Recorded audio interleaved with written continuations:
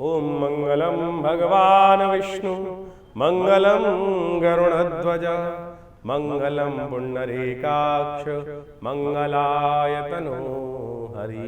गुरुर्ब्रह्मा गुरुर्विष्णु गुरुर्देवो महेश्वरा गुरु साक्षात् परब्रह्म तस्मै श्री गुरुवे नमः। नमस्कार, स्वागत है आपका आचार्य वाणी में। यह हमारा चैनल आचार्य वाणी चैनल ज्योतिष के दृष्टिकोण से आपके साथ हमेशा बना रहता है और आपके प्रश्नों का समाधान भी हम देते हैं।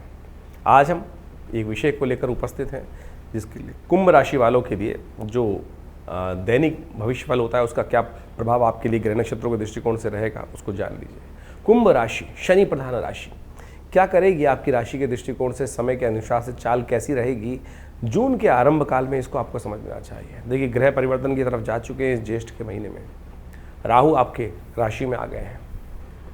शनि की 7.5 आप पर चली रही है और राहु महाराज का प्रभाव आपकी राशि पर जब जो आ गया है वक्र गति चलता हुआ, तो राहु कहीं ना कहीं शनि के सदृशी माना जाता है और ऐसे में राहु का आपके राशि पर आना बहुत शुभ तो नहीं माना जाएगा। इसका ग्रहण योग एक तरह से बन जाता है, आपकी राशि पर ही बन गया तो, क्योंकि राहु महाराज ग्रहण लगा देते हैं सूर्य को भी चंद्र को भी। तो ऐसे में आपकी राशि पर पदार्पण 18 महीने के लिए कर रहे हैं तो आपको थोड़ा सावधान रहना चाहिए। राहु का उपचार लगातार करते रहें, ये बहुत ज़रूरी है। बहुत मेहनत नहीं करने की ज़रूरत, सबसे पहले तो कॉन्शियस लेवल पे जानने की ज़रूरत है। कई बार हमें समझ में नहीं आता कि हमारे जो विचार हैं वो अंधकार में क्यों जा रहे हैं। कहीं ना कहीं ग्रहों का योग होता है और उसको शांति से समझने की आवश्यकता होती है। तो सीधी तरह समझ लीजिए 7.5 प्लस राहु का जो प्रभाव है वो आपकी राशि पर ही हो रहा है, तो उसका लगातार उपाय करने का प्रयास करें। राहु के मंत्र का जप करें। राहु का दिन नहीं है, राहु का समय है शाम के समय, सूर्यास्त के बाद, अंधेरा होने से पहले। उस समय बैठकर कम से कम एक माला ओम भ्रांग भ्रीं भ्रौंग है राह वेरमा, सीधा सा उपाय है, करने का प्रयास करें। ना आपको कोई खर्चा करने की ज़रूरत है ना कुछ, और यही इसके नेगेटिव प्रभाव से आपको निकाल कर बाहर ले आएगा। कोई बहुत बड़ा पहाड़ नहीं चढ़ना है आपको। आमतौर पे कई बार क्या होता है, जब ग्रह नक्षत्रों के दृष्टिकोण से थोड़ा सा नेगेटिव बताने का प्रयास करते हैं, कई लोग कहते हैं बस महाराज डरा रहे हैं। अरे उपचार है, सीधा सीधा रास्ता है, इसके अलावा कर क्या सकते हैं हम लोग। तो आप समझ लीजिए, कर लीजिए और उसका प्रभाव नेगेटिव करने के लिए, न्यूट्रल करने के लिए आप इसको समझ सकते हैं। तो सीधा सा उपाय करने का प्रयास करें। हो सके तो अपने घर में गूगल जला दिया करें।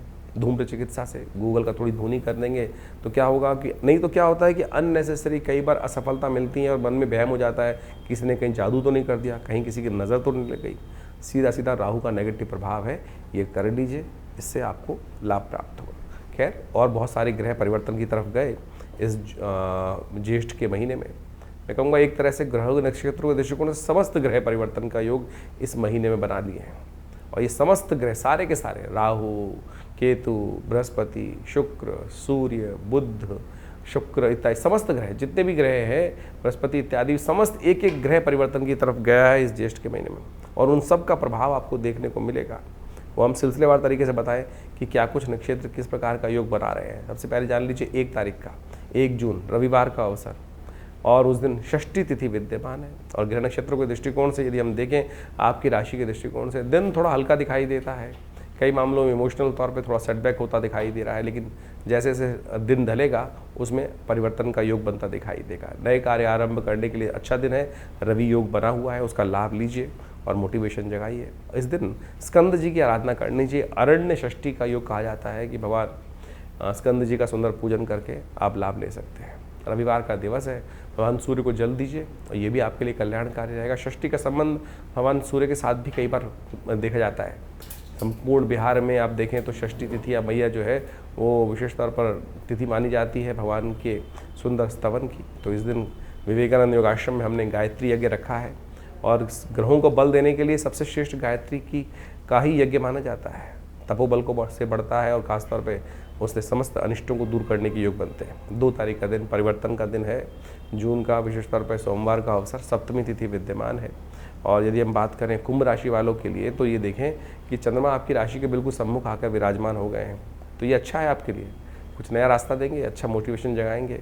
इसका लाभ लीजिए और हिम्मत से बहुत सारे कार्य पूर्ण करने के लिए, मैं कहूँगा ऐसा योग बन सकता है आपकी राशि के दृष्टिकोण से, क्योंकि बाकी सब केतु भी वहीं पर बैठे हुए हैं सप्तम भाव में। इसके साथ साथ बाकी ग्रहों को यदि देखें तो शनि, शुक्र इत्यादि जो ग्रह हैं वो द्वितीय भाव में कहीं ना कहीं उच्च का होकर शुक्र आपको लाभ देने के योग बना रहा है। ऐसे सोमवार का अवसर है, कन्या पूजन कर सकें तो बहुत अच्छा रहेगा। एक बात और ध्यान रखें, इस दिन अश्लेषा और मघा नक्षत्र का योग है। 1 तारीख को अश्लेषा था, 2 तारीख को मघा नक्षत्र पड़ रहा है। तो इस नक्षत्र में यदि किसी ने जन्म लिया हो तो ध्यान रखिएगा, विशेष तौर पर ये हमेशा भारी रहता है जीवन पर्यंत। इनकी मूल शांति अवश्य होनी चाहिए। और मूल शांति का मतलब है 1,000 मंत्र मूल शांति का, त्र्यंबकम निजामहे। इस त्र्यंबक मंत्र जो है वो कम से कम 27 दिन तक जप करें। हर 27 दिन पर घूम के आता है, तो कम से कम खुद कर लीजिए। कोई पता नहीं बाहर कहेंगे वो करेगा, व्यक्ति नहीं करेगा तो मूल शांति होगी कैसे। तो इसलिए अवश्य इस बात का ध्यान रखते हुए कार्य करेंगे तो अच्छा रहेगा।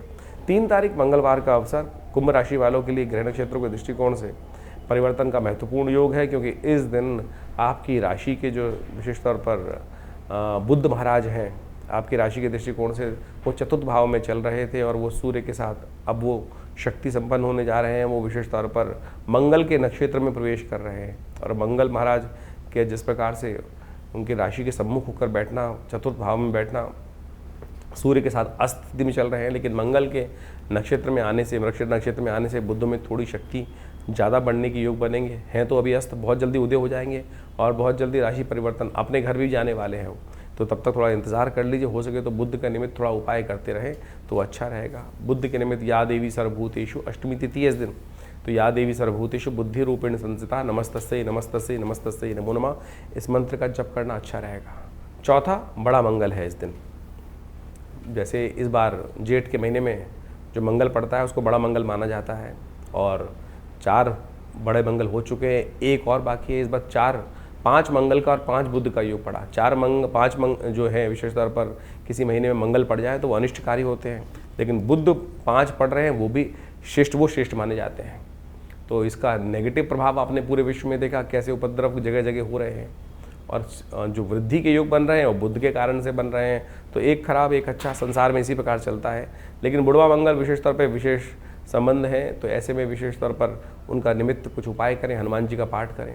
हमने विवेकानंद योगाश्रम में तो बड़ा कार्यक्रम रखा है, तो आप शास्त्र के दृष्टिकोण से भी समझ लें, क्योंकि इस दिन धूमावती जी की जयंती भी है। माँ भगवती का एक दिव्य स्वरूप है। इस दिन विशेष तौर पर माँ भगवती का सुंदर आराधना करने से कई अद्भुत कार्य जो विशेष तौर पर किसी और मार्ग से पूरे नहीं हो रहे हैं, ये ब्रह्मास्त्र की तरह कार्य करता है भगवती का स्वरूप जो है, और इसका लाभ लेंगे। शास्त्र में इसका अद्भुत वर्णन है। लेकिन इस वक्त सबसे बड़ा योग जो बन रहा है वो आप भी समझ लें, चौथा बुढ़वा मंगल योग है। मंगल का ये ज्येष्ठ में जो मंगल पड़ते हैं वो सारे के सारे विशेष मंगल, बड़े मंगल माने जाते हैं। हनुमान जी ने सुंदर रूप से भगवान राम का दर्शन इस ज्येष्ठ के महीने में किया और उन्होंने विशेष तौर पर हनुमान जी की सुंदर आराधना करने का योग बनता है। हमने विवेकानंद योगाश्रम में इन 5 इस बार ज्येष्ठ के महीने में 5 बुढ़वा मंगल पड़े, बड़े मंगल, तो हमने उन सब में सुंदर रूप से सुंदरकांड का पाठ रखा है। आप भी उसमें सम्मिलित हो सकते हैं। और साथ साथ आज धूम्रावती जी की जयंती भी है। जब जीवन में कष्ट समाप्त होने के योग बना ही ना रहे हों, ऐसे कई बार योग बन जाते हैं, जीवन में कष्ट ठीक हो ही नहीं पा रहे हैं किसी भी कारण से, तो ऐसे में कोशिश ये करें आप विशेष तौर पर ऐसे में भगवती धूम्रावती का ध्यान करने का प्रयास करें। भगवती धूम्रावती 10 महाविद्या के अंतर्गत, महाविद्या का अंतर्गत उनको स्थान दिया गया है। और जिस समय में जैसे बगलामुखी इत्यादि भगवती के स्वरूप हैं, ऐसे ही धूम्रावती भगवती समस्त ऐसे कष्टों जिनको जो सिर से ऊपर पानी जब निकल जाए तब इनके मंत्रों का प्रयोग करना चाहिए, और जिससे आपके दुसाध्य कार्य पूर्ण होने की तरफ जा सकें, चाहे मुकदमे के कार्य हों, चाहे वो संसारिक तौर पे कष्टों के कार्य हों। तो ये भगवती की वो स्वरूप हैं, इसमें इनका ध्यान करके पूजन कर लेने से, अनुष्ठान करने से वो समस्त सिद्धांतिक तौर पर कष्ट पूरे होने के योग बनते हैं। तो कुंभ राशि वाले, आपने समझा कि किस प्रकार से माँ धूमावती जो है वो समस्त अनिष्टों को दूर करने वाली दिव्य शक्ति हैं, 10 महाविद्या के अंतर्गत आती हैं। तो उनका स्तवन अवश्य करें और लाभ लें।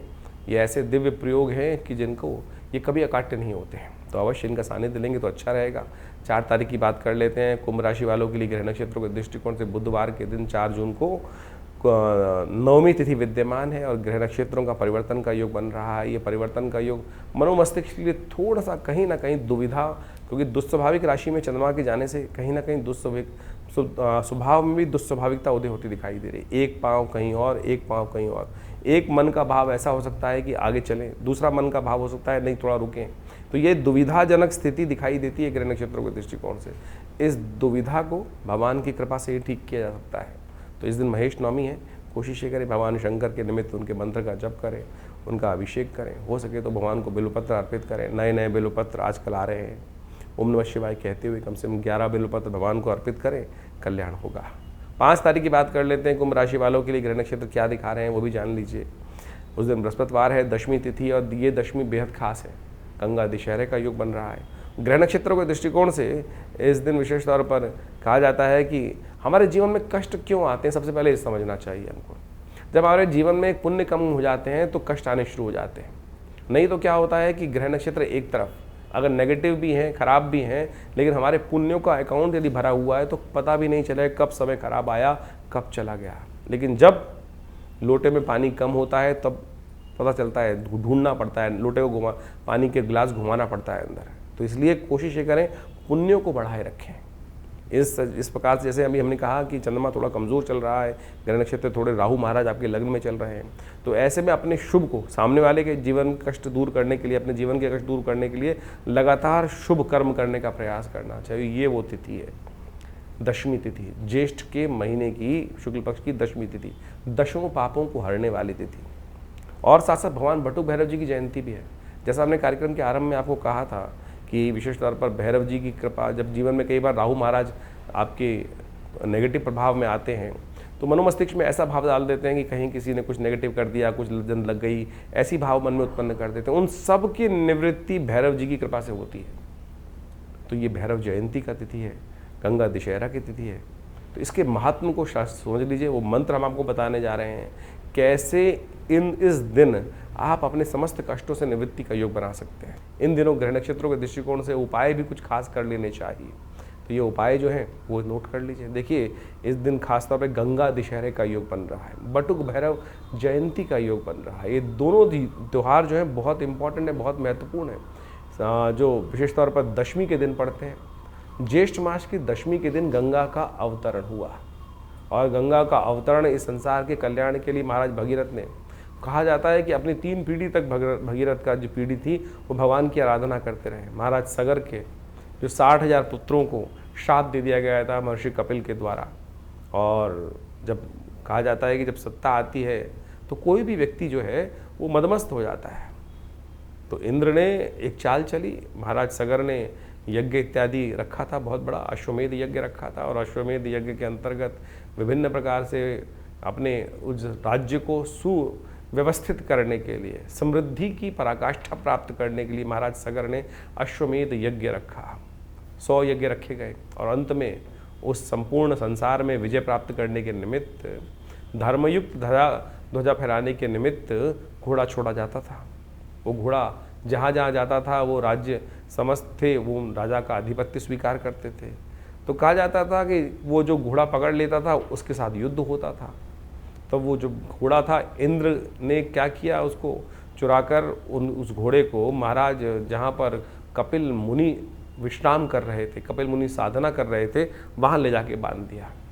महाराज सगर के पुत्र जगह जगह घूमते घूमते वो ढूंढते ढूंढते घोड़े को पहुँचे, और महाराज कपिल जहाँ पर साधना रत थे वहीं जाके बांध दिया। जब सत्ता में मदमस्त थे, इतना बड़ा यज्ञ चल रहा था, और महाराज सगर से बड़ा प्रतापी राजा कौन था उस वक्त? उनके पुत्र, 60,000 पुत्र वहाँ पहुँचे। तो उन्होंने महाराज कपिल मुनि को पहचाना नहीं, उपहास कर दिया कि अरे साधना करने बैठ गए हो, वट समान हो गए हो, और ये चोरी करने का कार्य करते हो। शांत झील में पत्थर मारने का प्रयास कर रहे थे। कपिल मुनि की साधना किसी प्रकार से टूटी, और उन्होंने क्रोधवश उन जैसे ही सगर पुत्रों को, अहंकारी सगर पुत्रों को देखा, उन सबको भस्म कर दिया। उस तप, जो योग तप के बल से वो सब के सब भस्म हो गए वहाँ पर। महाराज सगर को जब ये पता चला तो उन्होंने बहुत प्रयास किया, लेकिन जब जो कार्य हो चुका था, लेकिन अब उनकी मुक्ति का मार्ग ज़रूर चाहिए था। उनकी मुक्ति हो सकती थी गंगा जल से ही, गंगा के पदार्पण से ही। तो उनकी समस्त पीढ़ियाँ लगातार 3 पीढ़ी तक उनकी पीढ़ियाँ माँ भगवती गंगा को प्रसन्न करने का कार्य करती रहीं। और जब माँ गंगा का प्राकट्य भगवान के सुंदर श्री चरणों से निकली हुई, भगवान की जो कहा जाता है कि गंगा की उत्पत्ति कथा भी बड़ी विचित्र है, वो समझ लेनी चाहिए कथा कितनी सुंदर रूप से भाव से शास्त्रों में बताई गई है। वामन अवतार के समय में जब भगवान ने 3 पग में समस्त भूमि को नाप लिया था, तो जब भगवान विष्णु का वो पग जो था वो ब्रह्मलोक पहुंचा था, तो तब ऋषि साक्षात ब्रह्मदेव ने उन चरणों को धोने के बाद अपने कमंडल में जो जल रख लिया था वही गंगा थी, वही गंगा बनी। और जब महाराज भगीरथ ने भगवान को प्रसन्न किया ब्रह्मा को, तो भगवान ब्रह्मा ने उस कमंडल जल से वो जल जो था वहीं से गंगा जी को भगीरथ को दिया। लेकिन समस्या ये थी कि वो वेग जो था वो कौन स्वीकार करता, उस धरा पर जब वेग पड़ता तो पृथ्वी फट जाती। तो भगवान शंकर की साधना करके भगवान शंकर को प्रसन्न किया गया कि भगवान शंकर ने अपनी जटाओं में उस गंगा जी को समाया और उसके बाद वहाँ से गंगोत्री से निकलकर जैसे जैसे वो आगे चलती हैं तो ये गंगा के पदार्पण की सुंदर कथा है।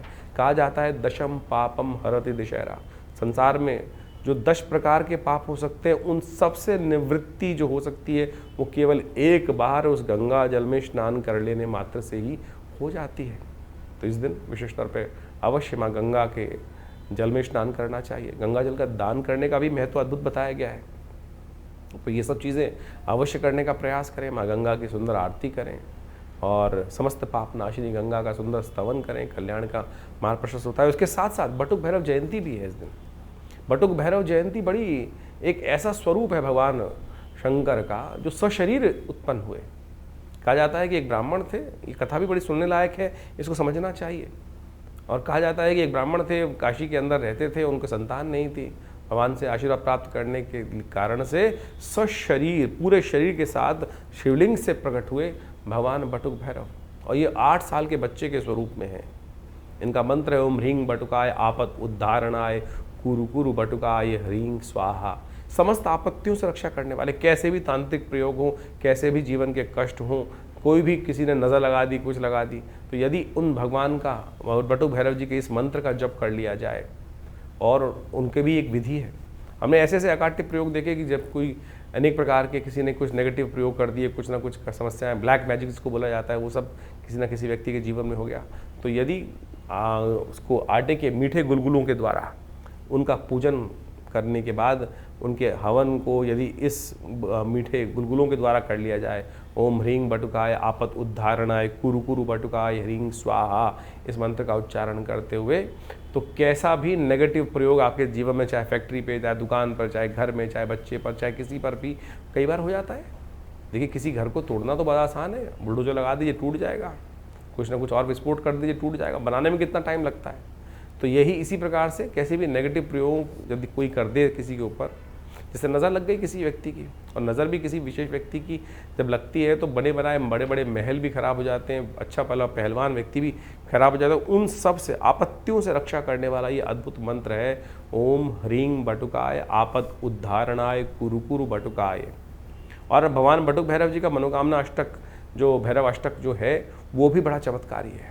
समस्त मनोकामनाओं को पूर्ति करने वाला ये बटुक भैरव अष्टक माना जाता है। तो इनका भी इस दिन स्तवन कर लेने से समस्त प्रकार के मनोरथ सिद्ध होने के योग बनते हैं। तो अवश्य इस जो ज्येष्ठ मास के शुक्ल पक्ष की दशमी होती है, इस दिन गंगा जी का अवतरण और साथ साथ भगवान बटुक भैरव जी की जयंती का शास्त्र में वर्णन किया गया है। तो आप इन दोनों उत्सवों को आनंदपूर्वक मनाएं और सुंदर रूप से अपने कष्टों को दूर करने के लिए इन सब विधियों का सहारा लीजिए। शास्त्र में वर्णित है, हमने हज़ारों लोगों पर इसका प्रयोग करके देखा और बिल्कुल चमत्कारिक है। और इसका एक यंत्र भी बनता है, भैरव जी का यंत्र। जब कैसे भी घर में यदि कई बार क्या होता है कि कई बार नेगेटिव प्रयोगों को बचाने के लिए लोग, आपने देखा होगा कि वो लुट्टियाँ लगा देते हैं जीभ पे लटकी हुई बाहर, और नज़र से बचाने के लिए, नज़र दोष से बचने के लिए। लेकिन शास्त्र विधि के अनुसार सबसे श्रेष्ठ रहेगा जो बटुक भैरव यंत्र की स्थापना यदि घर के बाहर, फैक्ट्री के बाहर, दुकान के बाहर या व्यावसायिक स्थल के बाहर या आपके घर के अंदर रख दिया जाए, तो क्या होता है कैसे भी नेगेटिव प्रयोग जो हों, जो भी तांत्रिक प्रयोग हैं, गलत प्रयोग हों, उन सब से रक्षा करने के लिए ये भैरव जी के मंत्र से सिद्ध करा हुआ जो यंत्र है वो अद्भुत रूप से कार्य करता है। तो आपको उसका सानिध्य लेकर रखना चाहिए। वो बहुत सुंदर योग देता है, कष्टों को दूर करने का योग बनाता है। तो कुंभ राशि वालों, इस महात्मा को आपने समझा कि गंगा दिशार भगवान बटुक भैरव कैसे आपके समस्त अनिष्टों को दूर करने के लिए अद्भुत योग बना सकते हैं। छोटा सा उपाय और क्या कितना बड़ा लाभ देगा इसका आप अंदाज़ा भी नहीं लगा सकते।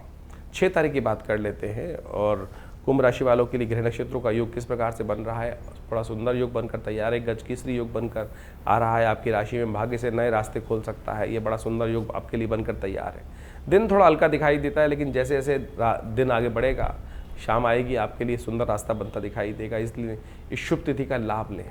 इस दिन ग्रह नक्षत्रों के दृष्टिकोण सबसे बड़ा परिवर्तन एक और हो रहा है कि आपके पंचम भाव में जैसे बृहस्पति पदार्पण कर गए हैं, उसके साथ साथ वहाँ बुध भी पूर्ण ताकत में आने जा रहे हैं, वहीं प्रवेश करने जा रहे हैं। और ये दोनों के दोनों का योग आपके लिए आने वाले समय में कुछ नए रास्ते खुलते दिखाई देगा। बुद्धि से नए विकास को बना सकते हैं। कई प्रॉपर्टी के डिस्प्यूट चल रहे हैं, उनको भी सॉल्व करने में ये रास्ता देते दिखाई देंगे आपके लिए। तो ऐसे में कोशिश ये करें, इस दिन विशेष तौर पर शुक्रवार का अवसर है, निर्जला एकादशी का योग है, तो ऐसे में भगवान विष्णु की सुंदर उपासना से, जैसे भीमदेव जो थे महाराज, विशेष तौर पर पांडवों के में जो युधिष्ठिर जी के छोटे भाई, अर्जुन के बड़े भाई, उन्होंने भी इस व्रत को रखा था और इसका अद्भुत महात्म शास्त्र में बताया गया है। उस महात्म को समझें आप। इस दिन निर्जला एकादशी है, ये भीमसेनी एकादशी के रूप में भी जानी जाती है। कहा जाता है कि संपूर्ण जो एकादशी हैं, जो 12 की 12 एकादशी जो आती हैं, पूरे 12 महीनों में एकादशी होती हैं, जो 24 एकादशी टोटल पड़ी, उन सब में यदि निर्जला एकादशी का व्रत एक बार कर लिया जाए तो उनके पूरे के पूरे वर्ष की जितनी एकादशी हैं उन सब का फल प्राप्त हो जाता है। भीमसेन ने एक बार महर्षि व्यास से प्रेरित होकर इस समय में व्रत रखा था। जेठ के महीने में तप रहा हो सूर्य, और ऐसी स्थिति में जब विशेष तौर पर आप समझें कि जो रोहिणी नक्षत्र में सूर्य चल रहे हों और ऐसे में ताप पड़ रहा हो, पूरी तरह से नव तपा का समय चल रहा हो, और ऐसे में जेठ में ये एकादशी पड़ती है, तो ऐसे में पूरी तरह से निर्जल, एक क्षण मात्र, एक जो बिंदु मात्र भी जल अंदर ना जाए, केवल आचमन करने की आज्ञा होती है इतनी कि बस केवल मुंह में जो पानी जो आचमन करने की आज्ञा उतना ही, यदि शौच इत्यादि की बात करना पड़े तो वो ऐसे में केवल पूरा सूर्य उदय से लेकर अगले दिन सूर्य उदय तक निर्जल तौर पर रहते हुए, व्रत रखते हुए, यदि भगवान का स्तवन करते हुए, भगवान की कथा का पाठ करते हुए, ओम नमो नारायणाय, ओम नमो भगवते वासुदेवाय का स्तवन करते हुए, ये नहीं सोचते हुए कि आज जल नहीं मिला, आज जल नहीं मिला, जल नहीं मिला, ऐसे ही करते करते व्रत नहीं रखना है। भगवान का स्तवन, भगवान की कथा करते हुए कार्य करना चाहिए, और उससे आपके समस्त मनोकामना सिद्धि के योग बन जाते हैं। तो ऐसे में देखिए, लोग पुण्य कमाने के लिए इस दिन जल का दान करते हैं। वैसे तो निर्जला एकादशी का रूप में व्रत रखने का विधान है, लेकिन छबीली लगती है, लोग बांटते हैं। जल का दान करने की परंपरा भारतीय संस्कृति में अनादिकाल से रही है। लोग कुएं बनवाते थे, बावड़ियाँ खुलवाते थे और साथ साथ प्याऊ लगाते थे। ये भारतीय संस्कृति ही है, शायद किसी और संस्कृति में ऐसी व्यवस्था करने की परंपरा नहीं रही। हमारे ही संस्कृति के अंदर जल की व्यवस्था तक का दान करने की परंपरा अनादिकाल से चलती आई है। तो इसका पुण्य लाभ हम सबको लेने का प्रयास करना चाहिए। और इस दिन विशेष तौर पर भद्रा का योग भी बन रहा है, जो भद्रा करीब करीब दोपहर को 3:30 बजे के बाद रहेगी। तो नए कार्यों का आरंभ करने से इस दिन बचना चाहिए। इस बात का ध्यान रखते हुए कार्य करेंगे तो अच्छा रहेगा। यहाँ पर कुंभ राशि में निर्जला एकादशी का इंटरप्रिटेशन जो कर्क राशि में बताया था वो डालिएगा 7 तारीख में। 7 तारीख का आगे हम चालू करेंगे, 6 तारीख वाले में डाल दीजिएगा। तो कुंभ राशि वालों, आपने समझा निर्जला एकादशी का कितना महात्म शास्त्र में है। ये छोटे छोटे मुहूर्त जो शास्त्र में वर्णित हैं बड़े चमत्कारी हैं, यही चमत्कार उपस्थित करने वाले हैं। और आप यदि इस शास्त्र में वर्णित चीज़ों में, जो शास्त्रों के विभिन्न अध्यायों में जो विभिन्न सूत्र बताए गए हैं, छोटे छोटे रूप में समझने का प्रयास करेंगे तो देखिएगा कितना लाभ का योग बनता दिखाई देगा। अब बात कर लेते हैं कुंभ राशि वालों के लिए 7 तारीख का दिन ग्रह नक्षत्रों के दृष्टिकोण से कैसा है। देखिए, शनि की 7:30 आप पर चल रही है, शनिवार आ गया है। उस दिन द्वादशी तिथि विद्यमान है। गजकेसरी योग आपकी राशि में बनकर तैयार है। भाग्य में बैठा हुआ चंद्रमा पूरी तरह से आपके लिए अच्छा योग बना रहा है, और पंचम दृष्टि से बृहस्पति उस पर दृष्टि डाल रहे हैं, और यह आपके लिए धर्म के प्रति आस्था जगाता दिखाई दे रहा है। ध्यान रखिएगा, धर्म में आस्था सदा कल्याण करने वाली होती है, विश्वास जगाती है। और जितने ज़्यादा धार्मिक लोग होते हैं ना, अब तो साइंटिफिक रिसर्च भी आ गई है, वो बहुत दीर्घजीवी होते हैं और सब कुछ सहन करने वाले होते हैं।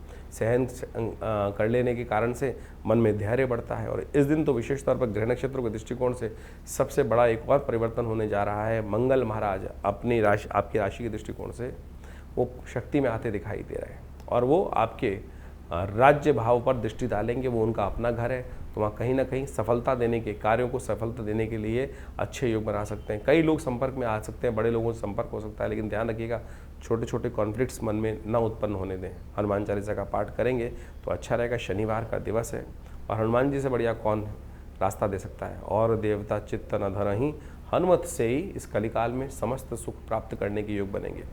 तो अवश्य इसका ध्यान कर रखें।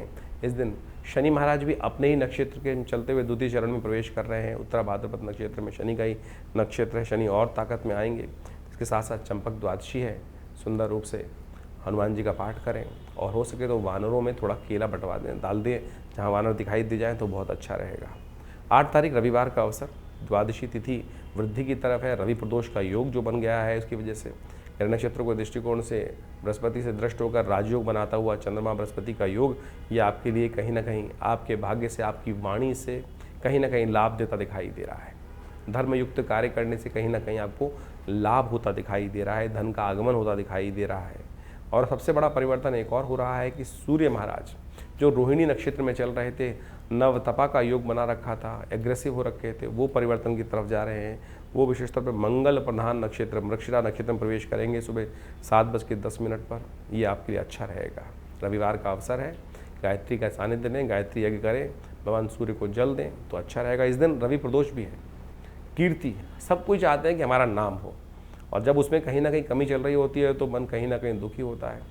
तो इस शुभ तिथि में रविवार के दिन जब प्रदोष का योग बन जाए तो भगवान नर्मदेश्वर शिवलिंग पर, भगवान के नर्मदेश्वर शिवलिंग का जो स्वरूप होता है उनमें गंगा जल से अभिषेक करना चाहिए, और ये समस्त पुष्टिदायक होता है, कल्याणकारक बनता है, और जीवन में जो अभाव है उनको दूर करता है और पूर्णता का योग बनाता है, कीर्ति प्राप्त करने का योग बनाता है। 9 तारीख सोमवार का अवसर, उस दिन त्रयोदशी तिथि है और ग्रह नक्षत्रों के दृष्टिकोण से परिवर्तन का योग बनता दिखाई दे रहा है, और ये परिवर्तन कार्यों में सफलता की तरफ आपको अग्रसित कर सकता है। मेहनत से मत भागिएगा। कई बार हम थोड़े आलस में रहते हैं, लेकिन अब तो ग्रह परिवर्तन की तरफ चले गए हैं, मंगल भी परिवर्तन में आ चुके हैं, तो अब समस्त ग्रह आपके लिए अच्छे योग बना रहे हैं। लेकिन अभी भी ध्यान रखिएगा, बुध जो हैं वो आर्द्रा राहु के नक्षत्र में प्रवेश कर रहे हैं, तो कहीं ना कहीं आपको थोड़ा ध्यान रखना चाहिए। बुध जो राहु के नक्षत्र में प्रवेश करता है तो बुद्धि में कहीं ना कहीं थोड़ा सा अंधकार दिखाता है, तो दही से भगवान का अभिषेक करें, दही का सेवन करें, यह आपके लिए अच्छा रहेगा। सर्वार्थ सिद्ध योग भी विद्यमान है। नए कार्यों को आरंभ करने के लिए 3:30 बजे के बाद मुहूर्त अच्छा बनता दिखाई दे रहा है। 10 तारीख मंगलवार का अवसर, चतुर्दशी तिथि है और ग्रह नक्षत्रों के दृष्टिकोण से योगायोग आपके अनुकूल हैं। चंद्रमा थोड़े कमज़ोर ज़रूर हैं, लेकिन यदि आप चंद्रमा को थोड़ी ताकत दे दें, बल दे दें, साहस थोड़ा बढ़ा दें तो आपके लिए अच्छा रहेगा। ऐसे में दूध का सेवन करना, और वो आपके लिए बड़ा अच्छा है। दूध का सेवन बहुत सारे लोग नहीं करते हैं, लेकिन दूध ऐसी निधि है जो आपके ग्रह नक्षत्रों का भी उपचार करता है, तो इसका आपको ध्यान रखना चाहिए। तथाकथित तौर पर आज बहुत सारी भ्रांति हैं इस संसार में। दूध की उत्पत्ति मानव के लिए ही की गई है।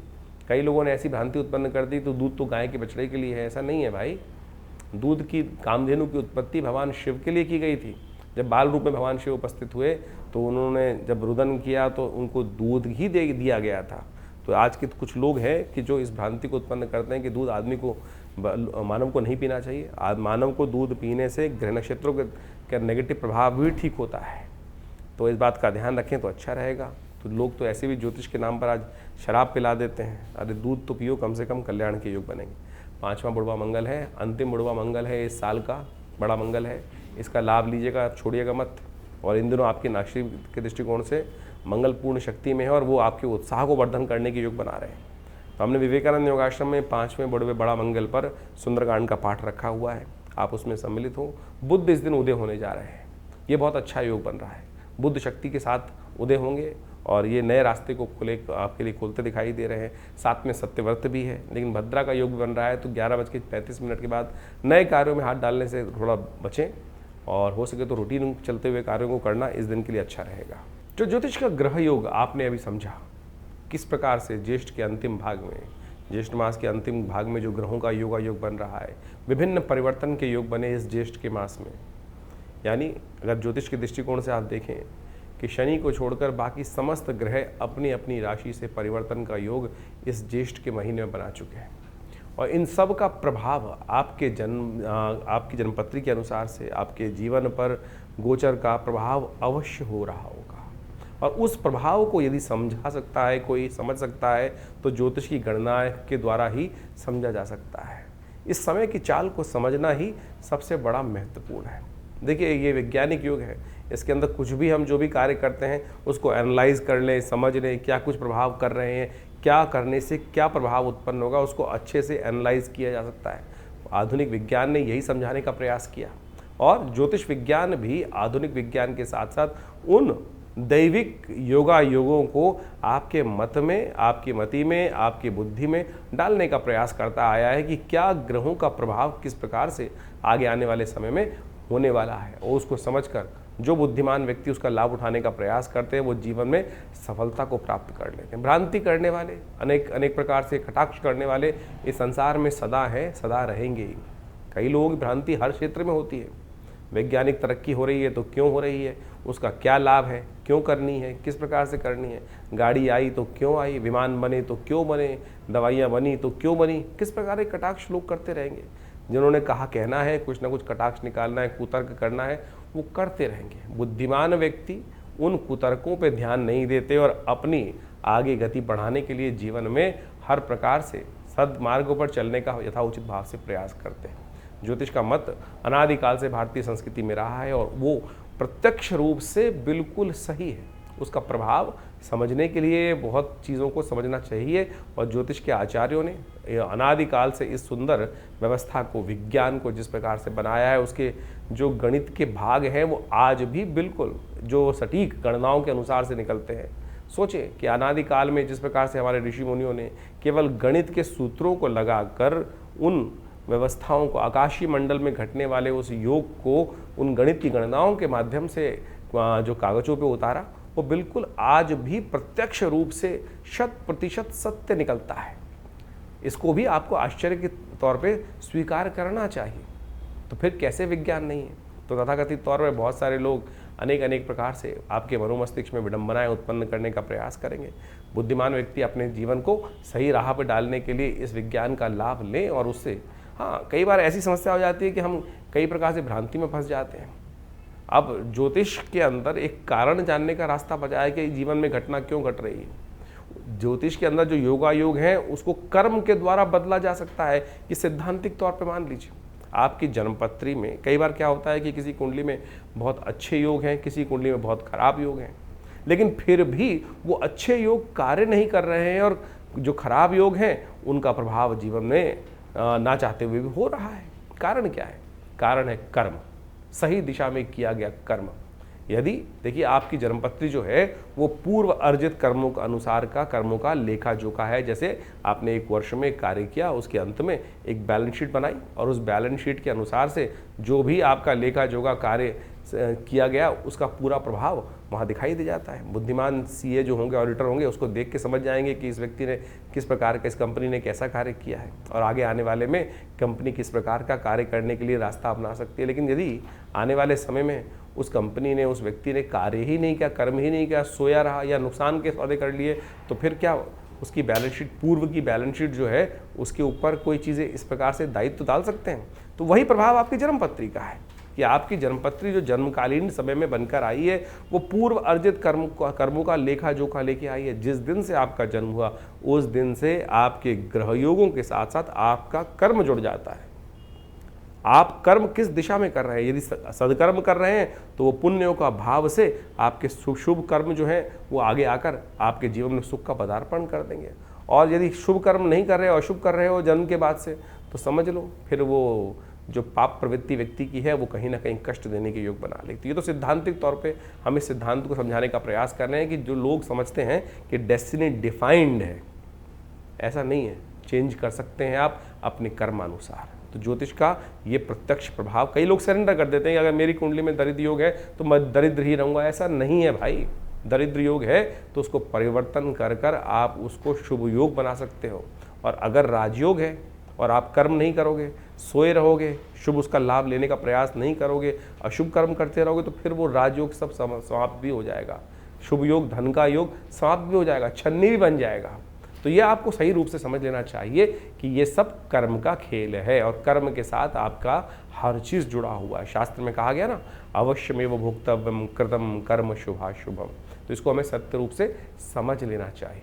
और अनेक प्रकार से रास्तों को समझाने के लिए शास्त्र में विभिन्न प्रकार के माध्यमों से उन सब सिद्धांतों को समझाया जाता है। और हम समझें कई बार कुंडली के अंदर बड़े प्रकार के दरिद्र योग बने हुए हैं, केमुद्रम योग हैं। लोग चाहते हैं, बड़ी विचित्र स्थिति है कि ज्योतिषी के पास आके लोग किसी भी विज्ञान पे जाते हैं, चमत्कार की बात करते हैं कि चमत्कार कर दीजिए बस कुछ। अरे भाई, चमत्कार नाम की चीज़ इस संसार में कुछ नहीं होती है।